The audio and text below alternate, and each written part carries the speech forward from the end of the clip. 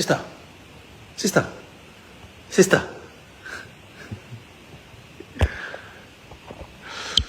Wants to go outside. Smart dog, that one.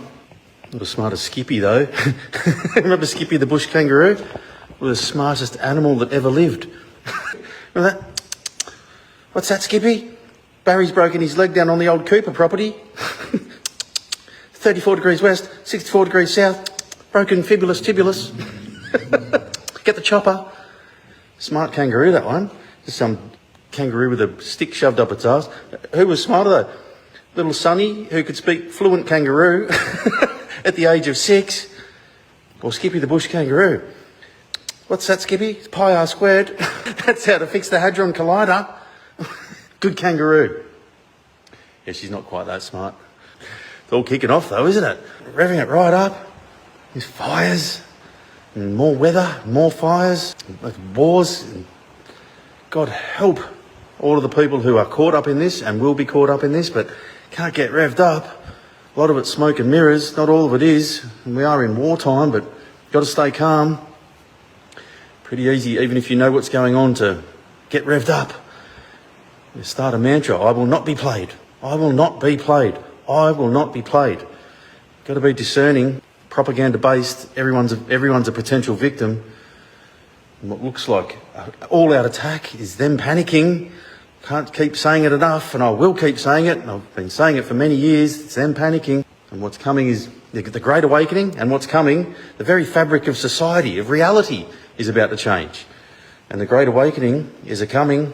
And what's about to happen is going to make these people look like the insignificant streaks of pigeon poo stuck to the feet of the people that they made homeless, that it's going to be embarrassing for them that they took themselves so seriously, and embarrassing for us that we ever took them seriously. This is not a powerful force. It looks like it. They're not as powerful as us. They don't have control that they think they do, and it's too big. They've bitten off too much. There's not a well-oiled machine. Right now they're looking at each other. They don't know what to do. Their toffee noses full of cocaine and brandy, looking at each other down their pasty faces over their big fat spoilt bellies, going, well, can't we ring someone? It's all they know how to do is do what they're doing right now, cause chaos, but it's them. It's like someone tipping over the Monopoly board on the way out the door because they've had a hissy fit. Or a ghost in Ghostbusters getting sucked into the machine and just taking what they can on the way out. The pennies drop. Might as well be a kid in the 1950s who's got a car washing business who's dropped his money box. There's pennies everywhere. There's pennies dropping here and pennies dropping there. They're scattering everywhere. And it's different for different people. Some people might figure out that the moon landing was fake. Some people might figure out that COVID-19 was a hoax. Some people might then connect to the fact that the vax killed their grandma. Some people might figure out that financial system's a Ponzi scheme. All it takes is one, and then you start figuring out the other one, and then it starts tumbling down like a house of cards. Not hard to figure out when these people are teaching 5-year-olds pronouns. They're not on your side.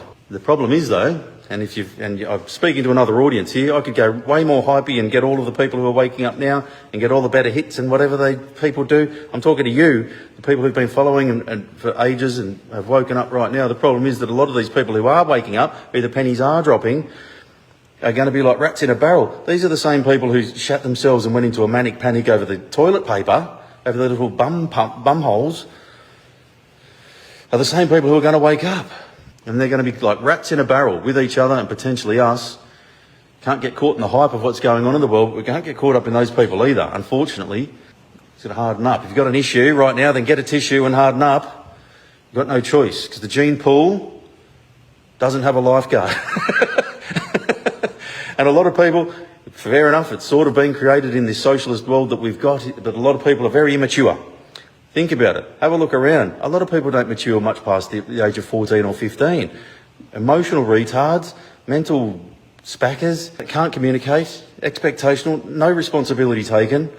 We're living in a fairly immature world. I mean, think about it. Half the world is below average.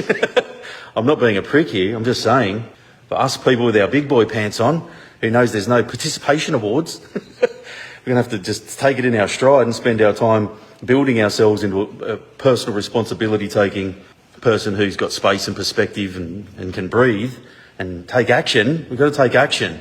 I'm not saying take action and fight. We've got to take action and be a community member. This whole agenda has got more cracks in it than a nudist beach. It's got more holes in it than a nudist beach. easier to criticise than create, though. I'm not saying that it's easy to criticise each other. It's easy to criticise this than create. We can sit there and point the finger and try to sack them all, or we can go to a stand in the park, which has a big announcement coming up, biggest stand in the park announcement next week. Stay tuned. Or start volunteering to be with kids and talk them back out of the pronouns they're being talked into. Or grow your food and give it away. Small things, it's a bubble up approach, all stuff that I've talked about before. And when we are these hardened, emotionally fulfilled, spiritually and communitarily connected, standing on a foundation of self-knowledge and that connection, then that can't be pushed over. That can't be a victim to propaganda. Like my good mate Chopper Reid, the great Australian hitman, used to say, he said, you don't go into someone to do a standover over them and go in and smash everything up and lose your shit and go psycho. That's nowhere near as scary as just a nod and a smile and a wink. You walk into someone when you're about to chop their little toe off because they owe a debt, or you want to take some money off them and just give them a nod and a smile and a wink. Far more powerful. Standing in your truth, in your shoes, far more powerful. Watch that movie Chopper if you're from overseas, it's a very good one. Lots of quotes in there. And as my good friend, young Skippy said, very profound, he said, "What's that, Skip?"